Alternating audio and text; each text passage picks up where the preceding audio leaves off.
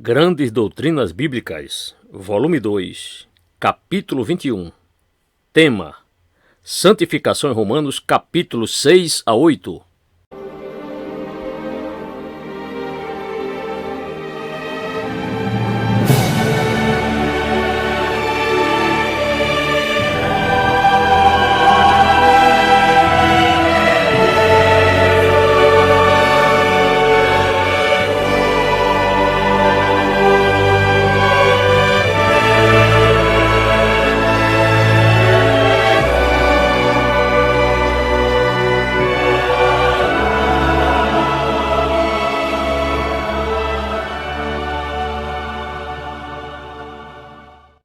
Havendo tratado das várias teorias e ensinos, bem como de alguns dos problemas, agora chegamos à exposição positiva da doutrina bíblica da santificação. Nosso Senhor orou a favor de seus discípulos: santifica-os através da ou na tua verdade. A tua palavra é a verdade. João 17:17. Ora, essa é evidentemente uma indicação do modo de santificação como é ensinado nas Escrituras. Imediatamente surge a pergunta: que verdade é essa?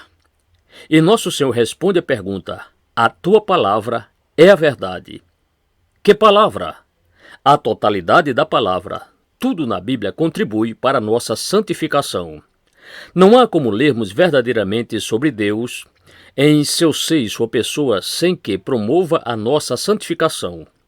A doutrina de Deus, a doutrina do pecado, a lei de Deus, a doutrina da punição, do juízo e do inferno, tudo isso é verdade que aponta na direção da santificação.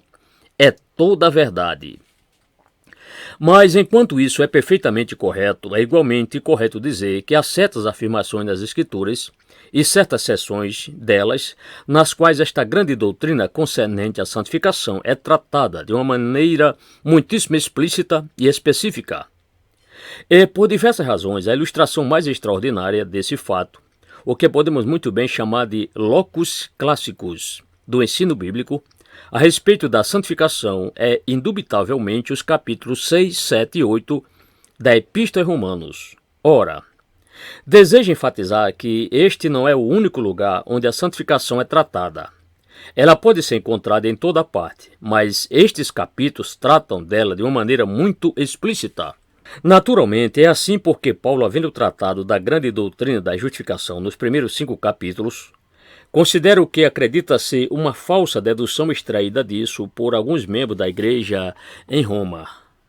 Aliás, não lhe foi exigido muita imaginação para chegar a essa conclusão, porquanto muitas pessoas estavam fazendo uma dedução muito falsa do ensino do apóstolo.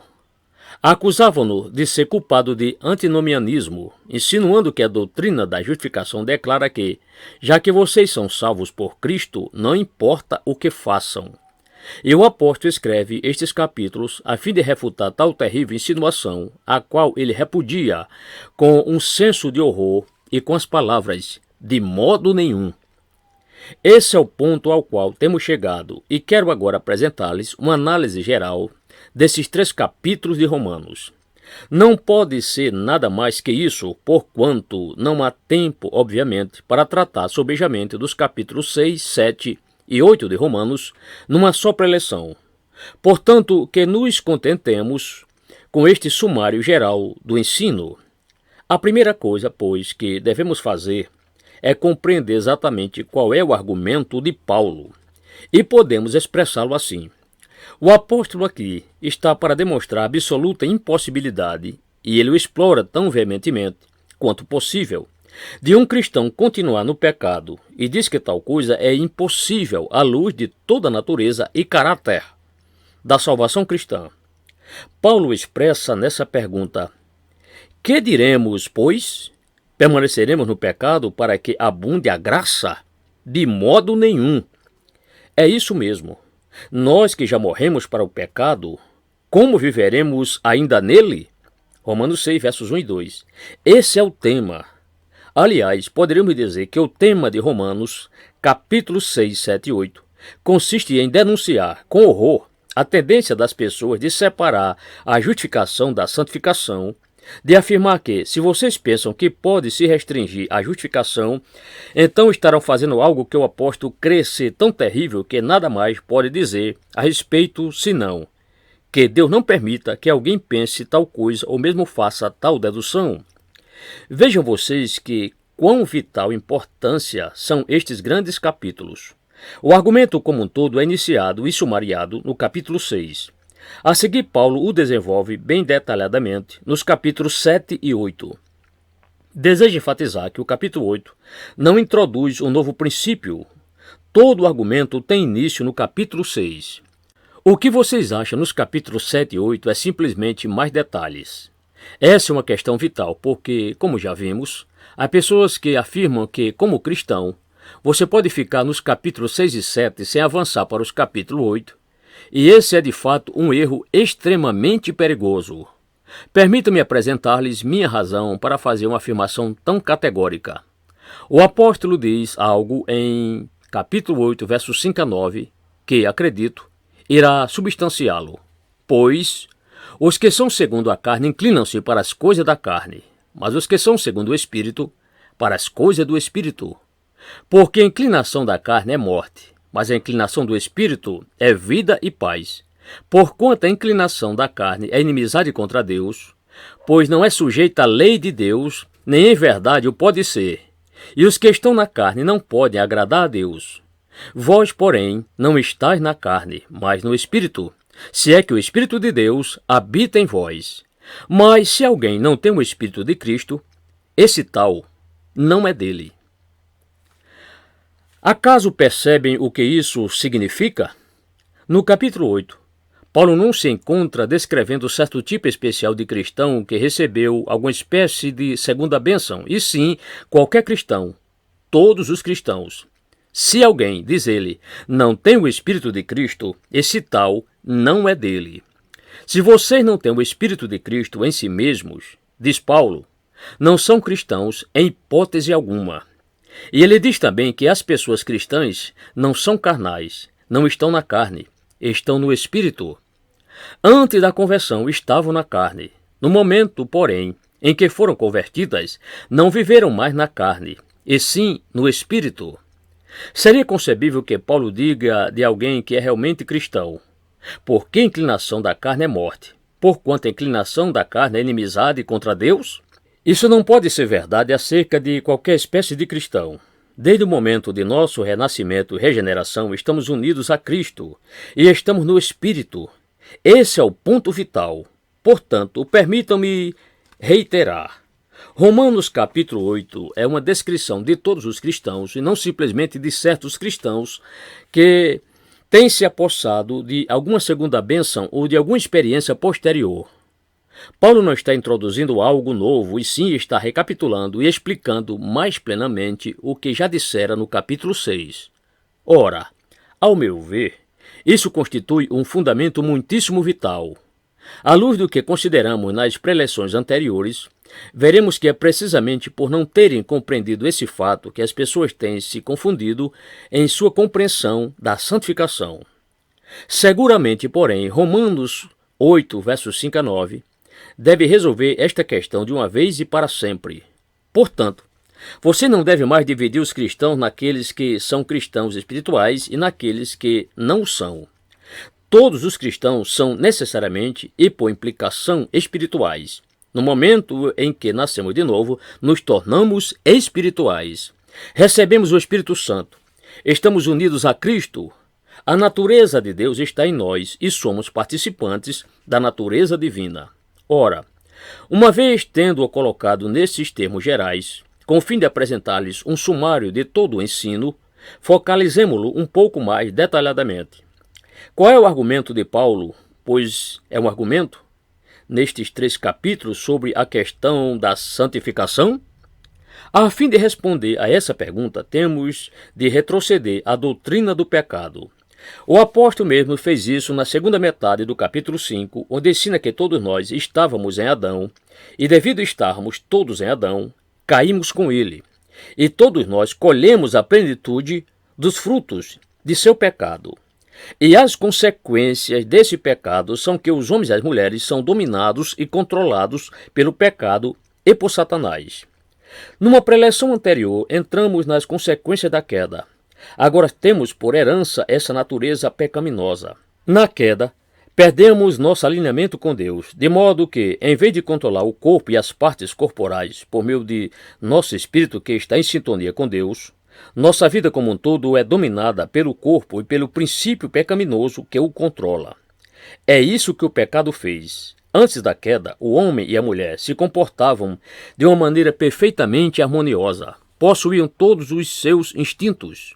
O instinto da fome, o instinto sexual e todas essas coisas.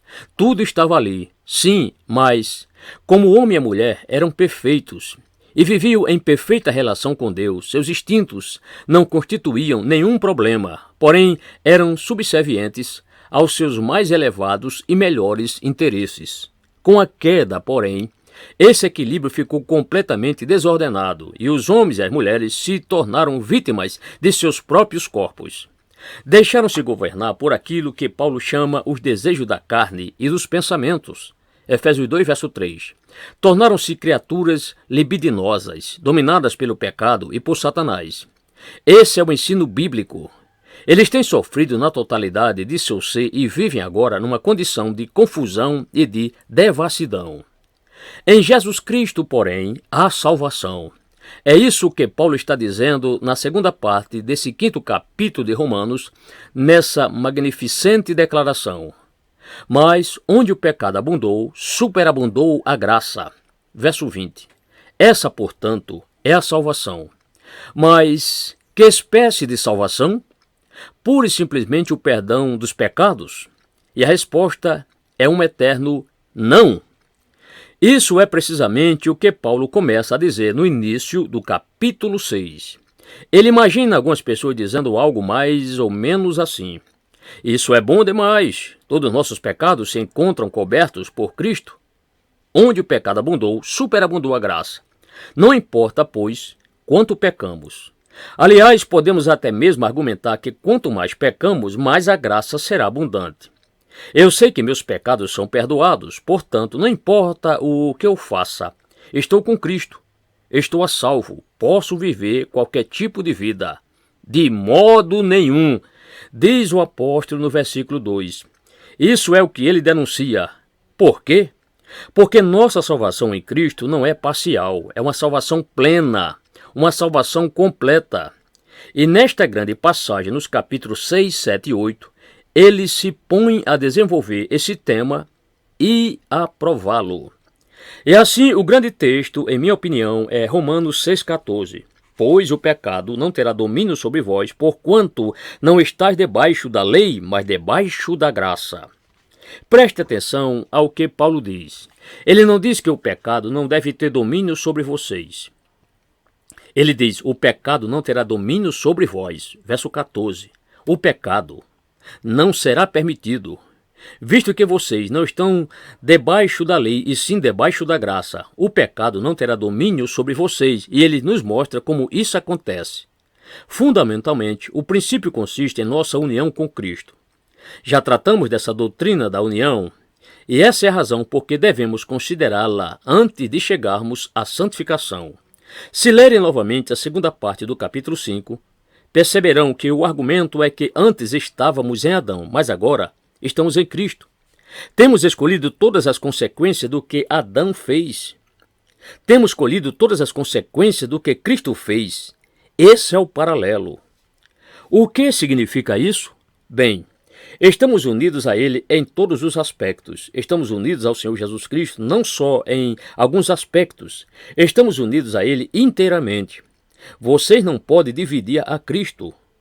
Como já vimos, fomos crucificados com Ele. Vocês perceberão isso tudo no capítulo 6. Morremos com Ele e fomos sepultados com Ele, plantados na semelhança de sua morte e ressuscitamos com Ele. Voltem também a Efésios 2, verso 6. E nos ressuscitou juntamente com Ele, e com Ele nos fez sentar nas regiões celestes em Cristo Jesus. Neste exato momento, sim, colocando-o nos termos de 1 Coríntios 1, verso 30. Mas vós sois dele, em Cristo Jesus, o qual para nós foi feito por Deus. O quê? Sabedoria e redenção. Mas não pode parar aí. Sabedoria e justiça e santificação e redenção. Cristo já foi feito tudo isso para conosco, cristãos. Portanto, seria possível imaginar algo mais perigoso e antibíblico do que dizer a alguns cristãos que Cristo é somente justificação? Mas ele não é ainda santificação para eles, dizem. Terão que ir em busca dela. As Escrituras, porém, dizem exatamente o contrário. Ele já foi feito tudo isso para conosco. Você não pode dividir Cristo. Estamos em Cristo, unidos a Cristo. Temos um Cristo total, sempre. Portanto, isso é o que precisamos captar. A que isso nos leva? Bem, as próprias deduções do apóstolo são estas. Por causa de nossa união com Cristo, já que fomos crucificados, mortos e sepultados com Ele, Ele mesmo diz, vocês estão mortos para a lei, Romanos 7,4. A lei não pode tocá-los. Cristo já morreu. Ele é o fim da lei, uma vez e para sempre, no tocante ao pecado. Portanto, a lei nada mais me tem a dizer a guisa de condenação. Sim, mas não para aí. O apóstolo nos diz que não só estamos mortos para a lei, mas também e igualmente estamos mortos para o pecado. De modo nenhum. Nós que já estamos mortos para o pecado, Romanos 6, verso 2. Ou, nós que já temos morrido para o pecado, é tão definido como isso. O tempo é o aoristo, a morte já ocorreu uma vez por todas. Não somos moribundos para o pecado, estamos mortos, já morremos para o pecado. Paulo reitera isso muitas vezes, sabendo isto que o nosso homem velho foi crucificado com ele, para que o corpo do pecado fosse desfeito, a fim de não servirdes mais ao pecado. Verso 6. Nosso velho eu tem sido crucificado, foi crucificado, já aconteceu. Pois quem está morto está justificado do pecado. Verso 7. E esse é o cristão. E libertados do pecado fostes feitos servos da justiça. Verso 18. Mas agora foste libertos do pecado, significando, havendo, pois, sido feitos livres do pecado, e feitos servos de Deus, tendes o vosso fruto para a santificação, e por fim a vida eterna. Verso 22. A seguir Paulo expressa na forma de apelo. Assim também vós considerai-vos como mortos para o pecado, mas vivos para Deus em Cristo Jesus. Verso 11. Assim, pois, estamos não apenas mortos para a lei, estamos também mortos para o pecado. Quanto a nós, diz Paulo, o pecado não mais existe. Com o fim de provar isso, no próximo capítulo, Paulo tem o grande argumento da mulher casada com seu esposo, a qual é livre no momento em que seu esposo morre. Paulo argumenta sobre isso no 6º capítulo, dizendo que um escravo é adquirido por um senhor. Mas se o outro senhor vem e compra o escravo, então ele não mais pertence ao primeiro, ele pertence ao segundo. Portanto, não só estamos mortos, mas muito mais que isso, estamos ressurretos com Cristo. E isso significa que a vida de Cristo é nossa vida. Fomos, pois, sepultados com ele pelo batismo na morte, para que, como Cristo foi ressuscitado dentre os mortos pela glória do Pai, assim andemos nós também em novidade de vida. Verso 4. No versículo 5 temos a mesma coisa. Porque, se temos sido unidos a ele na semelhança da sua morte, certamente também o seremos na semelhança da sua ressurreição. E também no versículo 8. Ora, se já morremos com Cristo, cremos que também com ele viveremos. Esse é realmente o tempo presente. Estamos vivendo com ele. Isso já é real quanto a nós. Encontramo-lo nos versículos 11 e 13. Assim também vós considerai-vos como mortos para o pecado, mas vivos para Deus em Cristo Jesus. E no versículo 13, Paulo diz, mas apresentai-vos a Deus como redivivos dentre os mortos. Ressuscitamos com Cristo e, portanto, vivemos nessa nova vida. E como já indicamos, no capítulo 7, Paulo diz, com efeito, em certo sentido, vocês estavam consociados com a lei, mas isso já não existe mais, porque a lei, no que lhe diz respeito, está morta. Assim também vós, meus irmãos, fostes mortos, quanto à lei mediante o corpo de Cristo, para pertencerdes a outro, aquele que ressurgiu dentre os mortos, a fim de que demos fruto para Deus. Verso 4. Estamos unidos a Cristo e devemos produzir os frutos de uma vida saudável e santificada. Essa, pois, é a declaração fundamental de Paulo. Em decorrência de nossa união com Cristo, estamos mortos para o pecado e vivos para Deus. A vida de Cristo está em nós, e essa é a posição de cada cristão. Bem, diria alguém, então significa que somos completamente impecáveis e perfeitos? Cristo fez isso por toda pessoa? Minhas relações com o pecado estão totalmente cortadas em cada aspecto e forma? A resposta de Paulo é a seguinte: não. Tudo quanto eu tenho dito é correto e é verdadeiro em relação aos nossos espíritos. Nossos espíritos já se encontram inteiramente livres do pecado. Eu, como espírito e como um ser espiritual, estou morto para o pecado. Cortei relações com ele de uma vez para sempre. Mas isso não é verdadeiro em relação ao meu corpo. Percebem agora o seu argumento? Em decorrência da queda de Adão, a pessoa toda foi envolvida, meu espírito e meu corpo. Em nossa salvação cristã, neste exato momento, por meio de Cristo, meu espírito está perfeitamente redimido. Esse é o novo eu. Meu corpo, porém, ainda persiste debaixo da escravidão do pecado. Estou morto para o pecado, cortei relações com ele, mas meu corpo está ainda debaixo do seu domínio. Permita-me apresentar-lhes as provas disso. A primeira delas está no capítulo 6. Paulo diz no versículo 6, sabendo isto, que o nosso homem velho foi crucificado com ele, para que, a fim de que o corpo do pecado fosse desfeito. O velho eu foi crucificado, cortei relações com ele, sim, a fim de que o corpo do pecado fosse destruído. Mas tal coisa ainda não ocorreu. Todavia, focalizem o versículo 12.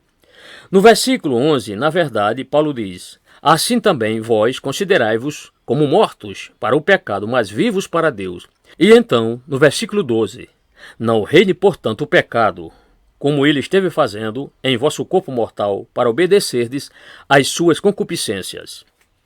Mas prossigam para o versículo 13. Nem tampouco apresenteis os vossos membros ao pecado, por assim dizer, meus instintos e meus membros, minhas faculdades e tudo o que eu sou, como instrumentos de iniquidade. Não, ao contrário disso, Paulo nos diz: apresentai a Deus vossos membros como instrumentos de justiça. E a seguir vem a declaração final, no versículo 19, onde Paulo diz: falo como um homem, por causa da fraqueza da vossa carne. Pois assim como apresentastes os vossos membros como servos da impureza e da iniquidade para a iniquidade, assim apresentai agora os vossos membros como servos da justiça para a santificação. Eis aí a evidência, no capítulo 6, do fato de que, embora meu espírito esteja emancipado e redimido, meu corpo ainda não o está. Volvamos-nos agora para o capítulo 7. Paulo diz no versículo 16, e se faço o que não quero, consinto com a lei que é boa. Então no versículo 17, agora porém, não sou mais eu que faço isso, mas o pecado que habita em mim. Vejam bem, não mais eu estou redimido, é o pecado que habita em mim. O versículo 18 diz: porque eu sei que em mim, isto é, na minha carne, não habita bem algum. Ele não diz que em mim não há bem algum. Não, ele diz: em minha carne não habita bem algum. A seguir novamente, no versículo 20, Paulo diz: ora, se eu faço o que não quero, já o não faço eu, mas o pecado que habita em mim. Notem a mesma coisa. Mas prossigam para o versículo 23.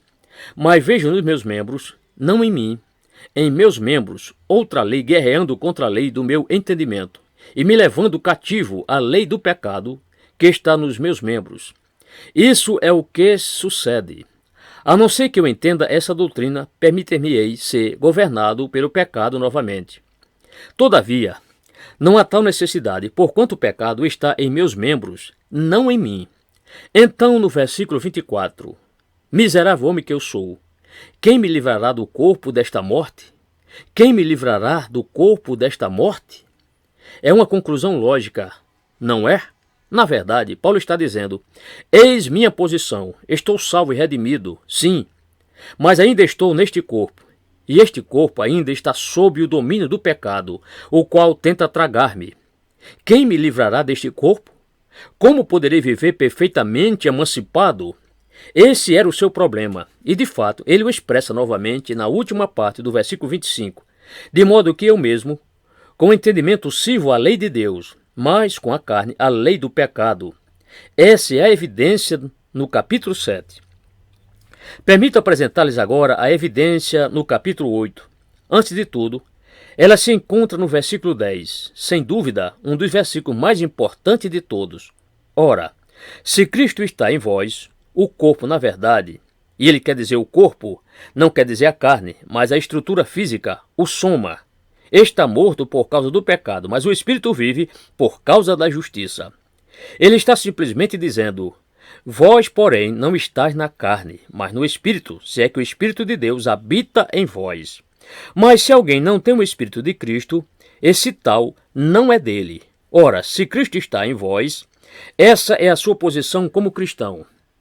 O que é a posição real de vocês? Ei-lá, o corpo, na verdade, está morto, morto espiritualmente por causa do pecado, mas o espírito vive por causa da justiça. Percebe a distinção? Então, no versículo 13, Paulo expressa novamente: porque se viverdes segundo a carne, havereis de morrer, mas se pelo Espírito mortificardes as obras do corpo, vivereis. Ele não diz que vocês devem se mortificar, ele diz que vocês devem mortificar os efeitos de seu corpo, o lugar em que o pecado está habitando. Se fizerem isso, vocês viverão. E a seguir temos o grande versículo, mais para o final do capítulo, sumariando tudo, o versículo 23. Paulo está falando sobre toda a criação, que conjuntamente geme e sofre as dores de parto até agora.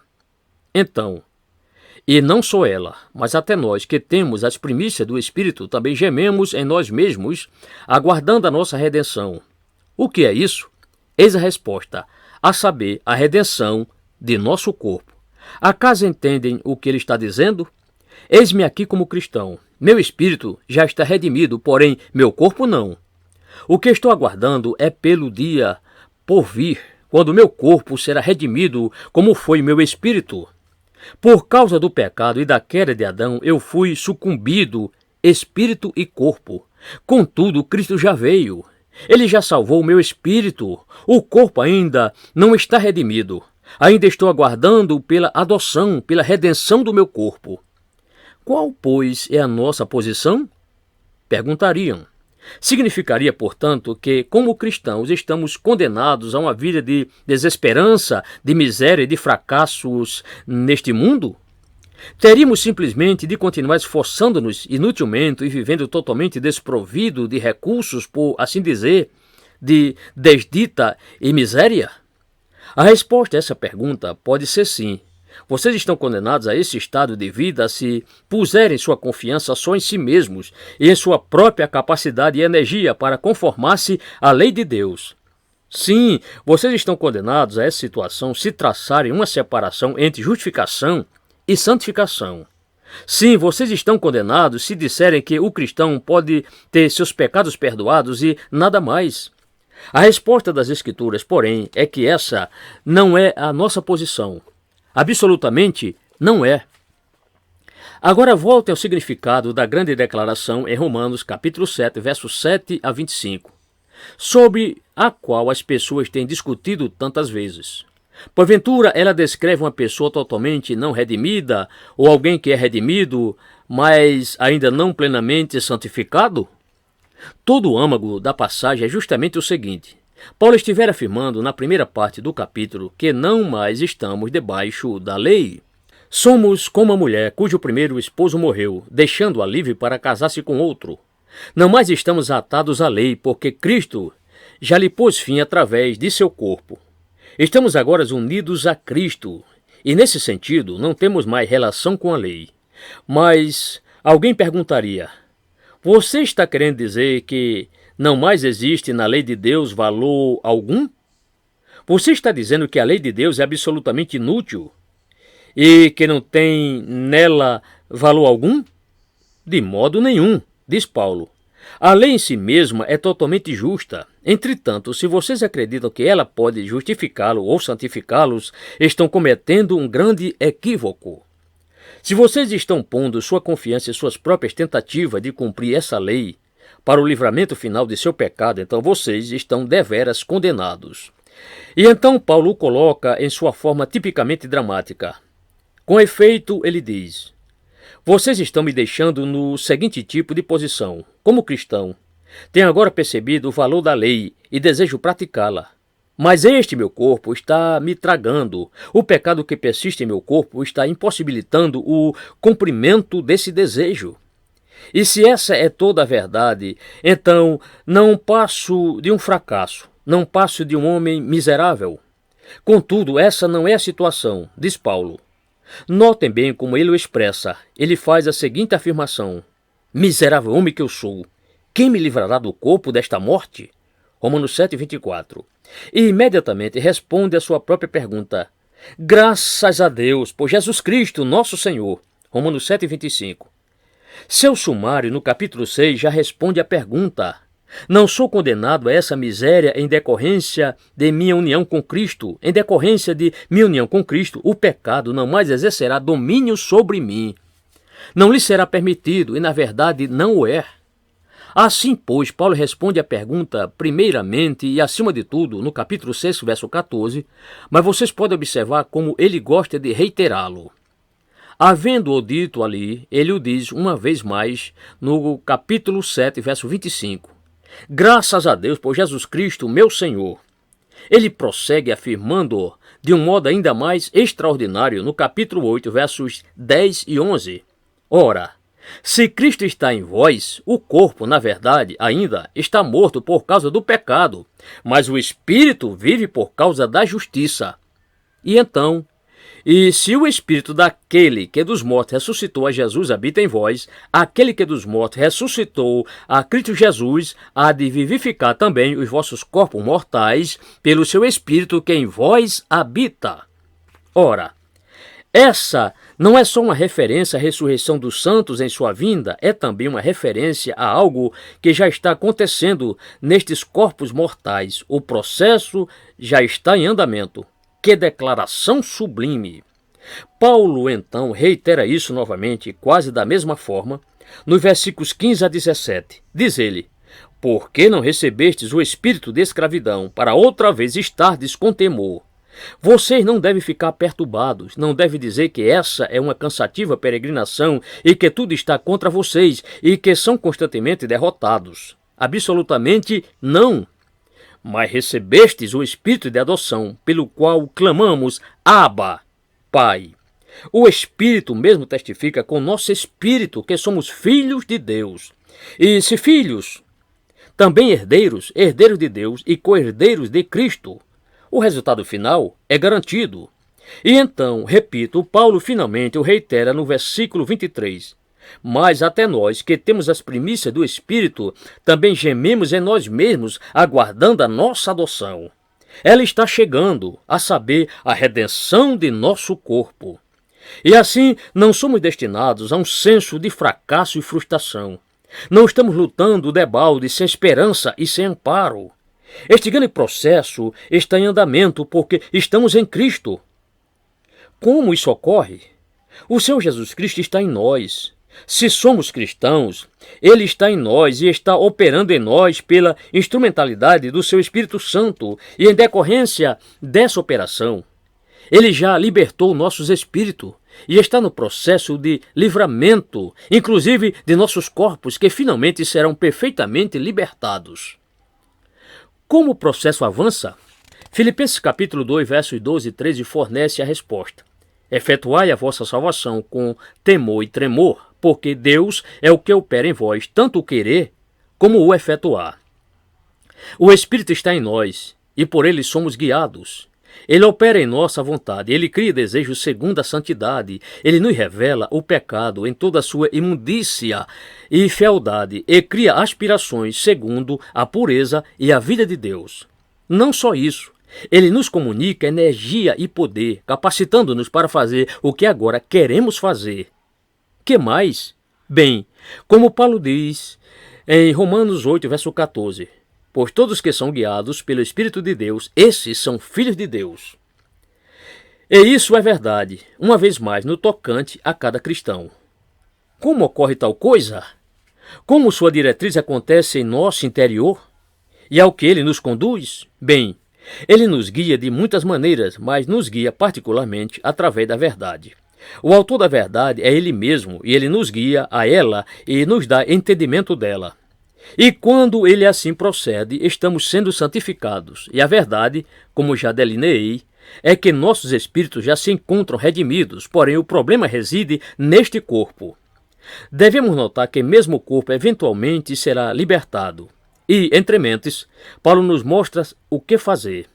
Assim também, vós considerai-vos como mortos para o pecado, mas vivos para Deus. Capítulo 6, verso 11.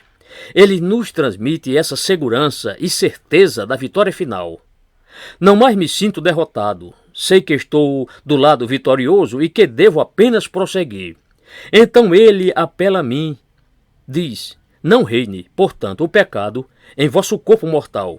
Capítulo 6, verso 12. E sinto que esse apelo é perfeitamente justo e querei pô-lo em prática. Diz ele: à vista de tudo isso, não entreguem seus membros como instrumentos da iniquidade, mas entreguem-nos a Deus como instrumentos da justiça. Plenamente correto, digo eu. E assim Paulo prossegue dirigindo-me esse grande apelo, no sentido de não permitir que o meu corpo, ainda não redimido, me domine como costuma fazer. Devo compreender que sou um filho de Deus destinado à glória e não devo permitir que meu corpo me influencie. Há um processo que avança mais e mais e não se completa enquanto eu estiver ainda nesta vida. O pecado permanece no corpo, mas graças a Deus virá um dia quando o processo será completado. Vou citar Romanos 8:23 uma vez mais, porque ele é um dos mais gloriosos versículos das Escrituras.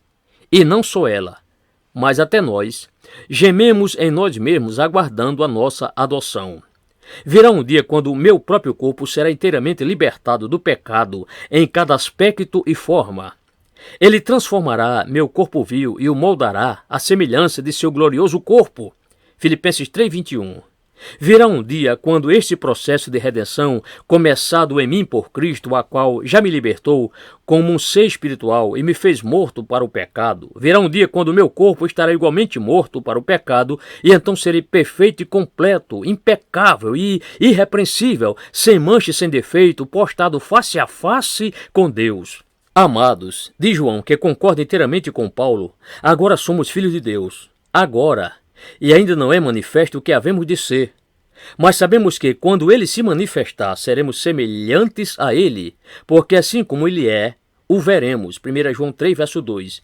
E seremos como ele pelo fato que não só nossos espíritos serão então como ele e estarão participando de sua natureza e refletindo sua imagem, mas nossos corpos também serão tão glorificados como o seu corpo. Seremos como ele, pois o veremos como ele é. Isso é o que está por vir e virá com certeza. Que dizer então? Bem, ainda estou nesta vida e neste mundo, ainda terei que travar esta batalha contra o pecado que está em meu corpo. Portanto, João o expõe da seguinte forma: e tudo que nele tem esta esperança purifica-se a si mesmo. Ele o faz, assim como ele é puro. 1 João 3:3. Subjugo o meu corpo. 1 Coríntios 9:27, diz Paulo. Novamente ele o faz. Ele não apenas olha passivamente para Cristo. Mortifico minhas inclinações carnais. Colossenses 3, verso 5. Esse é o argumento. Uma vez apresentada toda esta verdade, este poder do Espírito operante em mim, sou exortado a praticá-la e quero praticá-la. E isso é santificação. Portanto, devemos necessariamente rejeitar todo e qualquer boato sobre erradicação do pecado, todo e qualquer boato de sermos inteiramente libertados do pecado nesta vida. Rejeitamo-lo em nome das Escrituras. Rejeitamos igualmente todo e qualquer boato sobre o princípio da ação contrária, visto que tal coisa não diz o suficiente sobre mim. Não me diz que eu, espiritualmente, já me encontro libertado, e que o problema está somente na carne, e que esse é um problema que eu tenho de encarar. Ele deduz uma falsa distinção entre um cristão que só pode estar no 7º capítulo de Romanos e alguém que se encontra no 8º capítulo.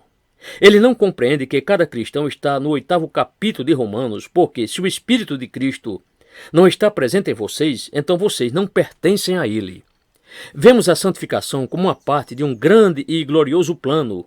Cristo é a redenção, o crente unido a Cristo, e desde o instante do renascimento, a regeneração e a união, este poderoso processo começa, o qual eventualmente conduzirá a uma redenção e salvação aperfeiçoadas, incluindo até mesmo o corpo, o qual, no passado, até que morramos e ressuscitemos, ainda permanece sob o domínio do pecado. Entretanto, ao compreender esta verdade, devo assenhorear-me dela e conquistá-la paulatinamente, de modo que haja desenvolvimento e crescimento em minha santificação.